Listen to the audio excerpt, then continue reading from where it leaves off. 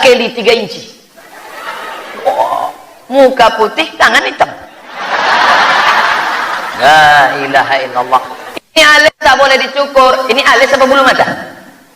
Alis. Ini tak boleh dicukur. Diambil pisau, diambil. Tak mungkin pergi undangan sebelah. Cuma hilangkan dua-dua. Lihat, kacau nih. Untung ada spidol whiteboard. Pasang lesan. Papa pergi dulu ya, enggak apa-apa. Sampai di tempat undangan, makan rendang, pedasnya minta ampun, kipas tak ada. Bawa keringat lah, luntur. Panas ya, Jeng? Iya. Balik ke rumah mati lampu. Assalamualaikum. Assalamualaikum, Bang. Buka pintu. Si abang buka pintu, tengoknya Allahu la ilaha illa qayyum la ta'khudhuhu. Mana kita merayakan ulang tahun dengan meniup lilin dan bertepuk tangan, bahkan bercampurnya laki-laki dan perempuan. Kita berdoa diajarkan Rabbana atina fid dunya. Ustaz Somad besok datang ke rumah ya, kenduri anak yatim. Karena anak saya ini pas hari kelahirannya. Boleh, silakan. Bapak-bapak TNI Polri, kebetulan anaknya lahir, bawa ke rumah anak yatim. Anak itu dibawa ke sana. Pak yatim, Pak penjaga panti yatim, ya. Berapa anak yatim di sini? Ada 200-an, Pak. Tolong keluarkan, saya bawa nasi ini. Semuanya? Enggak, 10 bungkus saja. Makan kita sama anak yatim. Anak kita tuh bertanya, ya, papa, ya. Ini siapa nih? Ini anak-anak yatim. Ayahnya mana? Memdate mata ya bawati mati. Kau pun kalau macam-macam ku tinggalkan kau sini nanti.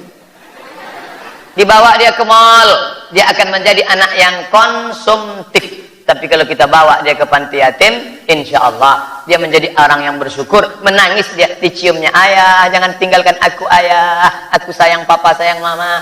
Baik. Adapun meniup-niup lilin tak usahlah lagi. Bagi yang sudah lalu, banyak-banyak istighfar. Astaghfirullah Rabbal baraya, astaghfirullah minal khataya.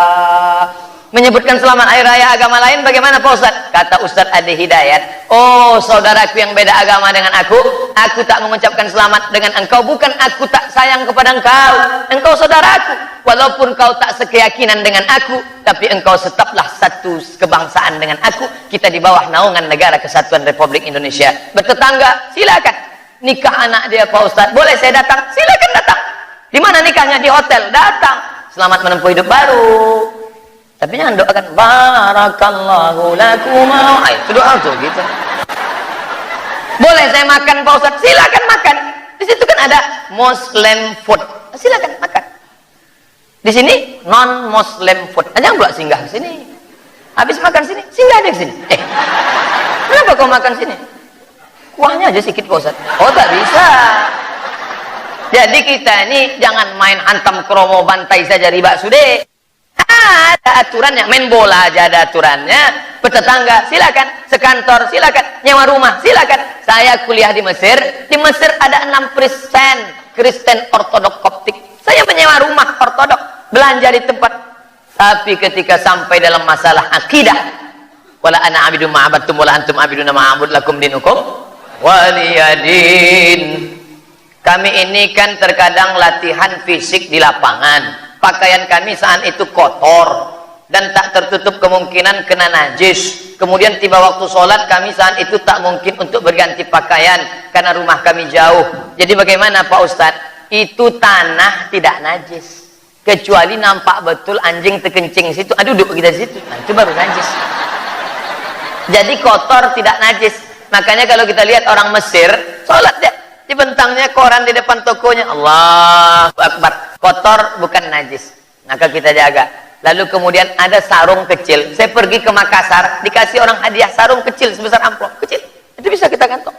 Sampai masanya kita buka, kita pasang. Payah bukanya Pak Ustaz, kejap aja tuh. Kejap aja udah salat. Allahu Akbar. Ini kita jaga. Karena itu yang akan kita bawa menghadap Allah Subhanahu wa taala.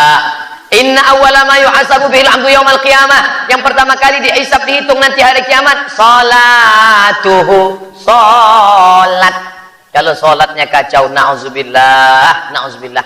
Apakah benar nanti di akhirat kita berkumpul lagi dengan orang-orang yang kita sayangi? Nampaknya tak sabar berjumpa dengan orang yang terkasih dan tersayang. Kira-kira Ustaz Somad nanti di akhirat jumpa tak dengan Pak Kapolda? Jumpa lah, pula tidak. Mohon maaf, terima kasih.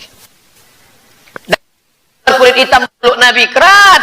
Kenapa kau peluk aku? Aku budak hamba saya berkulit hitam, amalku tak banyak, aku miskin susah melarat. Tak mungkin aku jumpa dengan engkau ya Rasulullah. Apa kata Nabi? Almar'u ma'aman ahab. Orang akan bersama dengan siapa yang dia cintai. TNI, Polri, Satpol PP, MUI, alim ulama, insya Allah kita akan bersama di surga Jannatul Naim bersama Nabi Muhammad sallallahu alaihi wasallam. Amin ya rabbal alamin. Dengan syarat kita bercinta, berkasih sayang karena Allah Subhanahu wa taala, dicari oleh Allah. Apa kata Allah? Ainal muta'abbuna bi jalali. Mana orang yang dulu berkasih sayang karena aku? Mana? Aku ingin memberikan mereka naungan di padang mahsyar pada saat tak ada naungan kecuali naungan aku. Mudah-mudahan saya, Pak Kapolda, Bapak pimpinan TNI Polri, semuanya termasuk yang dicari Allah dan mendapatkan naungan itu insyaallah. Amin ya rabbal alamin. Kami sebagai anggota TNI Polri ingin juga menjalankan sunnah Nabi, yaitu mencukur kumis dan merapikan jenggot. Ini nyindir saya nampaknya. Mentang-mentang saya tak berjenggot, tak berkumis. Tapi kami dilarang memanjangkan jenggot. Apakah kami berdosa atau membuat jenggot itu hukumnya sunnah? Dilaksanakan baik, tak mampu melaksanakannya tak apa-apa. Di Saudi Arabia tentara berjenggot. Kalau tak mau ribet panjang, jenggot tipis yang cantik, bagus. Yang sudah berjenggot jangan mengejek yang tak berjenggot. Yang tak berjenggot jangan mengejek berjenggot. Aku nengok kau ni ingat aku kambing. Nanti ngejek pula, aku kambing kau anjing gitu. Kalau orang sipil berkelahi tak apa-apa, tapi kalau tentara berkelahi bang, selesai, tamat riwayat. Adapun masalah boleh tak boleh ini, tentu itu ada aturan di atas, maka itu digodok di DPR. Nanti akan ada satu pasal, bolehkah TNI Polri berjenggot? Nah, tapi kalau mau dilaksanakan, itu hukum berjenggot itu sunnah. Jangan kelahi gara-gara bulu. Korea Utara, Korea Selatan berkelahi, dibawa ke Den Haag Pengadilan Internasional. Kenapa kalian berkelahi? Gara-gara bom atom nuklir. Bangga aja. Datang orang kita dibawa ke Den Haag. Kenapa kelahi? Tapi sebagaimanapun juga berjenggot adalah sunnah Nabi Muhammad sallallahu alaihi wasallam. Agama saya dulu Buddha dan saya masuk Islam. Saudaraku mu'allaf, dan mu'allaf itu dosanya bersih, diulang hidupnya dari nol. Di dunia ini yang diulang dari nol dua. Yang pertama mu'allaf, yang kedua pegawai Pertamina. Ulang dari nol ya Pak. Suatu ketika saya berjumpa biku dan beliau memberikan salam. Apakah boleh saya menjawab salamnya? Idza sallama alaikum ahlul kitab faqulu alaikum. Kalau non muslim berjumpa dengan engkau, maka ucapkanlah jawabnya wa alaikum. Assalamualaikum wa alaikum. Apa arti wa alaikum? You too. Peace be with you, you too. Itu bahasa kampung kami lah. Ustaz, apakah boleh kalau seorang wanita berhias mencantik diri di rumah maupun di luar? Perempuan berhias untuk suaminya. Sekarang perempuan berhias bukan untuk suaminya, untuk suami orang lain. Kalau di rumah macam hantu. Pas mau keluar cantik. Berapa kali kita bertamu ke rumah orang, sampai di situ kita lupa. Ada Bu Anu, saya lah.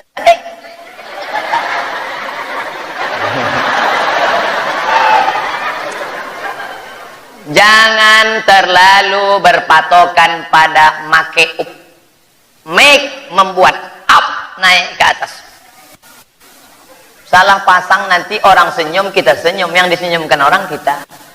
Pasang hijau, kiri biru. Apa tak senyum orang nengok kita? Wah, sanglah bedak keli 3 inci. Wah, muka putih, tangan hitam.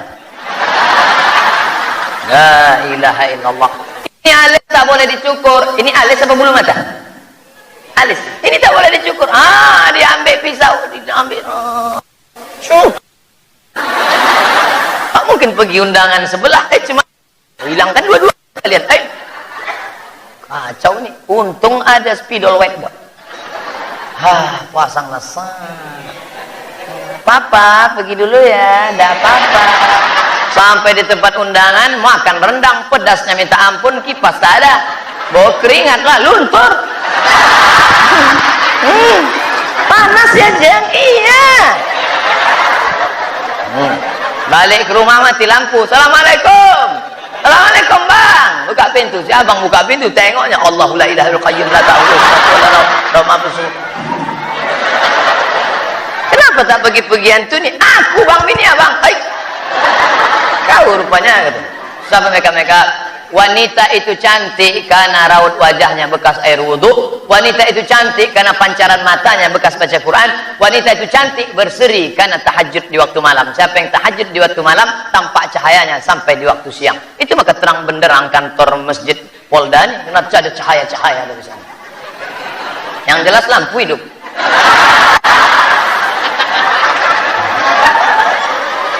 Apakah keluarga yang non-muslim mendapatkan hak dalam warisan? Seperti apa solusinya jika tidak mendapatkan hak? Orang tidak mendapatkan harta warisan disebabkan 3. Yang pertama, perceraian. Istri cerai, maka tak dapat hak warisan. Yang kedua, pembunuhan. Seorang membunuh ayahnya, maka dia tak dapat warisan. Yang ketiga, berbeda agama. Maka beda agama, tak dapat warisan menurut hukum Islam. Tapi kalau menurut hukum negara, dia dapat. Saya masuk Islam Pak Ustaz, ya, orang tua saya non muslim, ya, meninggal dia, lalu mereka kasih saya, terima saja, boleh. Kenapa? Karena hukum konvensional membolehkan non muslim mendapatkan harta warisan. Apakah wanita yang banyak utang puasanya wajib diganti dengan bayar puasa atau dengan bayar fidyah? Setiap yang kita berada di depan ini pertanyaan ini penting. 90 hari mak kita tak puasa. 8 tuh Pak Ustaz. Oh ya. Saat kita berada dalam perutnya 30 hari dia tak puasa. Saat menyusu tahun pertama 30 hari dia tak puasa. Saat menyusu tahun kedua 30 hari dia tak puasa. Saat dia mau mengganti di tahun ketiga, adik pula menyusul. Makanya kalau suami itu ngaji ngerti agama, diajaknya istrinya puasa Senin Kamis niat qadha. Maka setahun bisa lunas 80 hari. Senin, Kamis, Senin, Kamis, Senin, Kamis, Senin, Kamis. 1 bulan 8 hari, 10 bulan 80 hari lunas. Selesai anak pertama. Maka qadha, bukan kobo. Kobo basuh tangan. Qadha ganti puasa. Kalau ibu tidak puasa karena diri ibu, maka ibu qadha saja.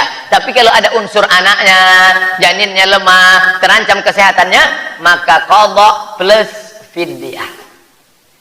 Tak ingat saya Pak Ustaz, download buku 30 fatwa seputar Ramadan di Play Store. 30 fatwa seputar Ramadan. Penulisnya Abdul Somad LCMA.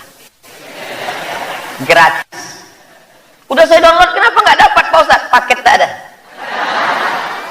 Apa hukum dalil menyogok dan mendapatkan suatu jabatan? La'ana Rasulullah sallallahu alaihi wasallam. Rasulullah melaknat, Allah melaknat ar-rashi yang memberi sogok, wal murtashi dan yang menerima sogok. Berapa lama kau nikmati duit sogok itu? Sogok, bawa ke Makkah. Labbaik Allahumma labbaik, labbaik Allahumma labbaik. Apa kata malaikat? La labbaik wala sa'daik. Kau tak dapat panggilan, kau tak dapat haji mabrur, zaduka haram, karena kau berangkat dengan uang haram. Patutlah dia tak mabrur Pak Ustaz, tak ada perubahan. Iya, dulu sebelum berangkat haji bercelana pendek, sekarang tak bercelana. Na'udzubillah. Mohon penjelasan dari Ustadz tentang isbal. Kaki celana melewati mata kaki namanya isbal. Ini kaki celana melewati mata kaki ke bawah, ini isbal. Sarung, jubah melewati isbal. Kalau isbal gimana? Finnar, di bawah mata kaki masuk neraka. Jadi kalau gitu Ustadz masuk neraka lah nih. Iyalah masuk neraka. Kalau gitu naik ke atas. Itulah maka banyak orang menggunting kaki celananya. Menggunting dengan yang belum menggunting. Kok kenapa tak kau gunting? Neraka nih. Kalau yang menggunting dengan yang tak menggunting kelahi, maka yang senang siapa? Yang tak bercelana. Maka dalam hal ini Bapak lupa. Tiba-tiba nanti terjadi keributan di masjid. Gara-gara apa? Gara-gara kaki celana. Kenapa kalian ribut? Katanya Pak Ustadz, katanya Pak Polisi, yang di bawah mata kaki masuk neraka. Memang betul yang di bawah mata kaki masuk neraka menurut satu hadis. Tapi dalam hadis yang lain, man jarra thawbahu khuyala, kalau sombong. Kalau tak sombong tak apa-apa. Karena dulu pakaian orang kafir Quraisy, pakaian orang Persia, pakaian orang Romawi, jubahnya panjang-panjang. Maka yang dimaksud Nabi itu kalau panjang berelak-elak ke bawah itu sombong, baru neraka. Kalau tak sombong tak apa-apa, kata Imam Syafi'i. Kalau tak sombong tak apa-apa, kata Imam Nawawi. Kalau tak sombong tak apa-apa, kata Imam yang ditulis dalam kitab Syekh Yusuf Al-Qardawi. Kalau tak sombong tak apa-apa, dalam kitab Subulus Salam. Kalau tak sombong tak apa-apa, kata Imam Syaukani dalam Nailul Autar. Maka Pak Polisi, tentara bisa menjadi orang memanage manajemen konflik. Nah, jadi paham agama ini bukan hanya tanggung jawab Ustadz saja. Bagaimana dengan tahlil Pak Ustadz? Tahlil, baca tahlil, la ilaha illallah, la ilaha illallah. Apa salahnya? Tahlil boleh, tahlilan tak boleh. Yasin boleh, yasinan tak boleh. Jumat boleh, jumatan tak boleh. Atau ada sembahyang Jumat. Maka tahlil mengirimkan doa untuk orang meninggal dunia sampai. Saya tak ada hubungan dengan Pak Polisi, dengan Pak Tentara, dengan Pak Angkatan Laut. Mana mungkin doa saya sampai? Sampai. Makanya kalau kita lewat di makam, kita ucapkan salam. Assalamualaikum ya ahlal kubur. Selamatlah kalian wahai penghuni kubur. Doanya sampai. Makanya salam itu dibagi 3. Salam yang pertama wajib dijawab. Itu salam saya pertama tadi. Assalamualaikum warahmatullahi wabarakatuh. Semua menjawab. Salam yang kedua tak boleh dijawab. Salam imam nanti sholat Jumat. Assalamualaikum warahmatullahi wabarakatuh. Waalaikumsalam Pak Imam. Salam yang ketiga kita tak ingin mendengar jawabannya. Mana itu? Itulah doa untuk orang meninggal dunia. Kalau kita lewat di makam, Assalamualaikum ya alal kubur. Tempat dia menjawab, Waalaikumsalam. Maka doa untuk jenazah itu sampai. Allahumma fir lahu warhamhu wa'afihi wa'fu anhu wa akrim nuzulahu wa syama dakhalahu waghsilhu. Baca buku saya 37 masalah populer. Buku saya rata-rata insyaallah tujuannya semua Kamtibmas, keamanan, ketertiban masyarakat dari aspek agama. Heboh masalah akikah kurban, buka buku saya 30 tanya jawab kurban. Heboh masalah zakat, buka pengajian tentang zakat profesi. Heboh masalah bid'ah, buka 37 masalah populer, gratis, download internet. Boleh dicetak, boleh, silakan cetak. Tapi jangan dibuat di sampulnya, coblos nomor 2 jangan. Pak Ustadz, apa hukum wanita muslim tak mengenakan jilbab? Ada orang tak berjilbab, lalu saya usir. Pergi sana. Itu bukan mengajak. Kita ini mengajak bukan mengejek, merangkul bukan memukul. Betul? Ada orang hadir ke majelis pengajian Buya Hamka, tidak pakai jilbab, kukunya panjang, kuteknya tebal. Setelah saya acara pengajian dia datang, Buya Hamka, iya, aku belum pakai jilbab, kuku panjang, kutekku tebal. Apa kata Buya Hamka? Anakku, nanti kalau imanmu menebal, kutekmu menipis. Alam kata-kata Buya Hamka. Mula-mula kau pengajian dulu. Nanti setelah itu pakai jilbab. Habis itu kau potong kuku yang panjang. Kuku sebelah kiri panjang. Gimana cebok? Nanti masak bakwan. Insya Allah semuanya akan baik. Berproses. Mungkin jilbabnya bab pasrah tapi tak rela dulu. Sudah agak-agak lama baru naik ke proses jilbab yang model keduanya. Jilbab sakratul maut. Yang lihat di leher tuh. Dia setelah lama barulah jilbab panjang. Berproses. Nanti kalau nampak ingat itu Pak Ustadz, itu level 2 tuh. Kalau yang itu level 3 tuh. Nggak sama-sama tahu. Semuanya insya Allah masuk ke dalam hidayah Allah Subhanahu Wa Taala. Amin. Ada juga yang menggunakan jilbab kerudung tapi rambut bagian atas. Itu pasrah tapi tak rela tuh. Level 2. Apakah saya berdosa? Saya menikah. Menikah kok berdosa? Tanpa restu dari orang tua. Apakah saya berdosa kalau saya menikah menggunakan wali hakim karena orang tua saya tak setuju?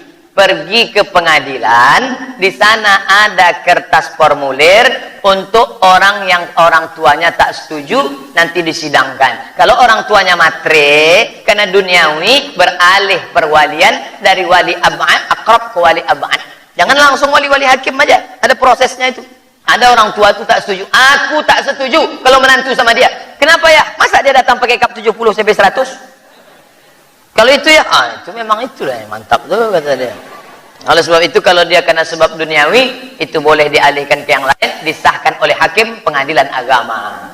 Kau Ustaz, nama saya XXX, tak boleh sebut nama, menjaga kode etik jurnalistik.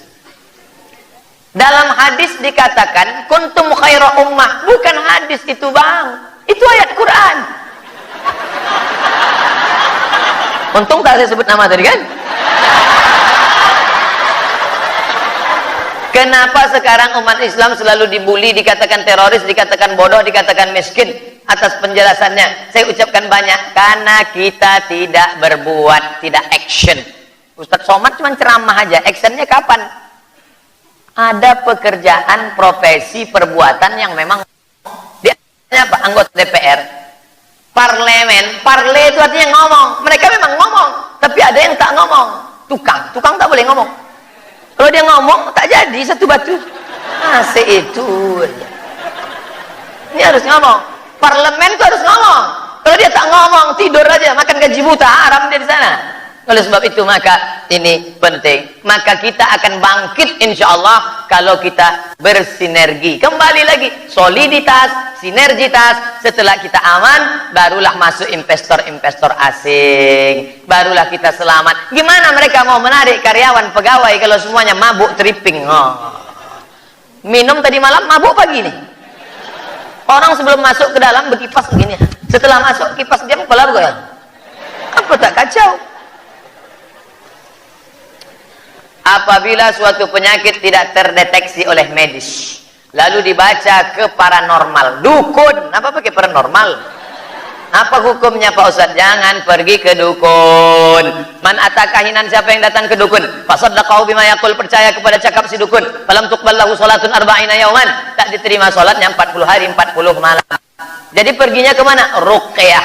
Kalau di Pekanbaru tahu saya tempatnya, Jalan Sumatera, Masjid Al-Falah, Ustadz Saifullah, nomornya 119.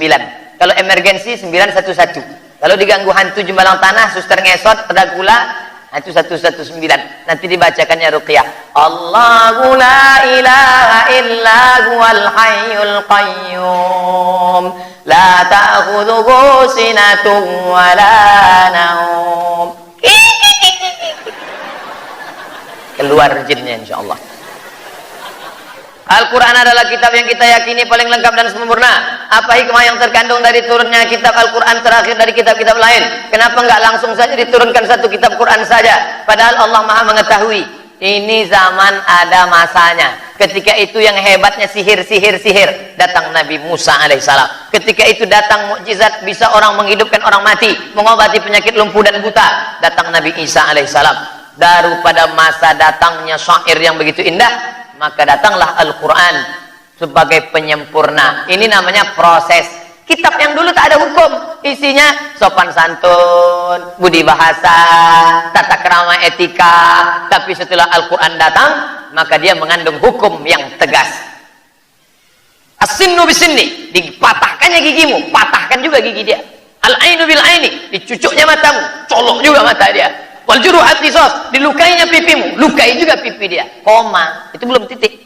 Faman afa, siapa yang mau memaafkan, wa aslaha, mau berdamai, fa ajruhu 'ala Allah. Ada hukum dan ada perdamaian, ada akhlak, ada juga hukum. Maka Islam datang disempurnakan oleh Nabi Muhammad sallallahu alaihi wasallam. Al-yauma, hari ini, akmaltu lakum dinakum, kusempurnakan agamaku, wa raditu lakumul Islam madina, kuridhoi Islam sebagai agamamu. Bagaimana hukumnya orang yang berlainan agama nikah, mengikut secara muslim? Kementerian Agama Republik Indonesia, ujung tombaknya di kecamatan KUA. Tidak ada KUA yang berani menikahkan beda agama, karena dalam hukum kompilasi hukum Islam Indonesia, beda agama tidak sah. Kalau ada artis menikah beda agama, dia tidak tercatat di KUA, tapi di catatan sipil, atau pergi ke Australia, ke Amerika, ke Jepang, dan lain sebagainya. Maka dalam hukum Islam tidak boleh nikah beda agama. Allah Subhanahu wa taala merintahkan kepada malaikat Jibril agar memperjalankan Nabi Muhammad pada malam hari dari Baitul Masjidil Haram ke Masjidil Aqsa, kemudian naik lagi ke Sidratul Muntaha. Sebelum diwajibkan sholat, Masjidil Haram, Masjidil Aqsa digunakan untuk apa? tempat tawaf beribadah berkeliling. Inna safa beribadah subhanallah walhamdulillah wala ilaha illallah Allahu akbar. Apakah ada solat sebelum Nabi Muhammad? Ada solatnya tegak saja. Solat siapa itu? Nabi Sulaiman alaihi salam.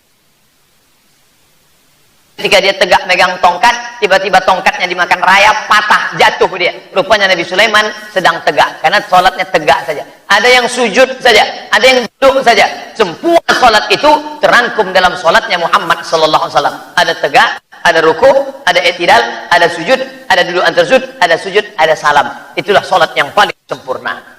Sebelum naik ke Sidratul Muntaha, Nabi sholat 2 rakaat. Sholat sunat apa namanya Pak Ustaz?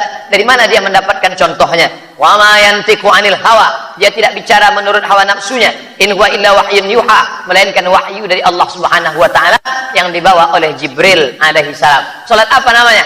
Sholat sunat di dalam Masjid Al-Aqsa. Tapi tak disebutkan apakah sholat sunat tahiyatul masjid, apakah sholat sunat hajat, apakah sholat sunat taubat, apakah sholat sunat mutlak. Syekh Atiyah Saqar dari Al-Azhar hanya mengatakan sholat sunat saja. Langkah rezeki pertemuan maut sudah diatur Allah. Betul. Kenapa orang musyrik di luar agama Islam selalu mendapatkan apa yang diinginkannya, sementara mereka bukan menyembah Allah? Bismillahirrahmanirrahim. Semua dapat. Macam orang kasih beras pada ayam, kasih ayam, semua ayam dapat. Ayam jahat dapat, ayam baik dapat. Siapa yang kuat cotoknya, dia dapat banyak beras. Tapi ada rahim, hanya dapat orang beriman saja. Makanya dalam Al-Quran Ghafurur Rahim, bukan Ghafurur Rahman.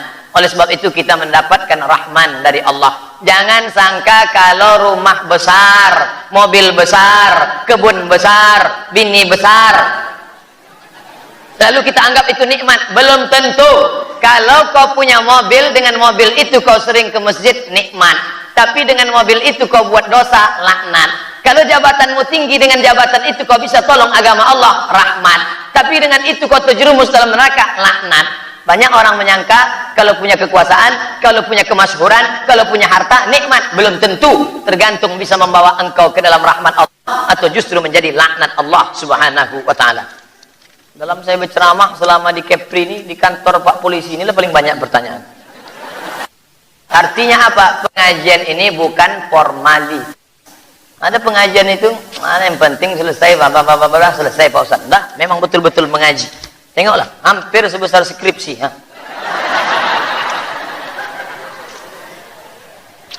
Tiga lagi, sabar, sabar, dan sabar. Di manakah Allah Pak Ustaz? Alladzi ayyanal aina la yuqalu ayyanahu aina. Sebelum tempat ada, dia sudah ada. Bagaimana kita memakai kata di mana? Sebelum kata di mana itu ada, dia sudah ada. Lalu apa makna ayat Ar-Rahman 'alal arsy istawa? Allah duduk di atas aras, Allah berkuasa. Pemahamannya serahkan pada Allah Subhanahu wa taala. Kita tidak mentakwilkannya, tapi untuk membela orang yang mengatakan Allah duduk di atas aras seperti aku duduk di atas kursi, maka datang Imam Abul Hasan Asy-Syadzili mentakwilkan, Bapak Kapolda duduk di atas kursi Kapolda selama 5 tahun. Bukan artinya Pak Kapolda duduk aja di atas kursi. Makna duduk di atas kursi itu berkuasa. Itu maknanya.